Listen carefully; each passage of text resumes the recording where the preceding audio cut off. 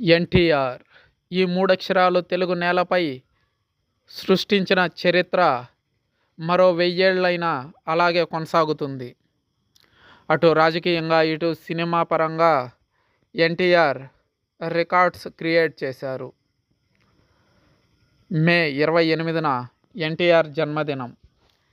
ఈరోజు ఎన్టీఆర్ అభిమానులు, దేశవ్యాప్తంగా ఉన్న సీనియర్ నాయకులు ఆయనకు నివాళులు అర్పించారు. తాజాగా చిరంజీవి, మోహన్ బాబు, బాలకృష్ణ, ఇటు రాజకీయంగా మోడీ, పవన్ కళ్యాణ్, చంద్రబాబు లాంటి సీనియర్ నాయకులు ఎన్టీఆర్కి ఎక్స్ వేదికగా నివాళులు అర్పించారు.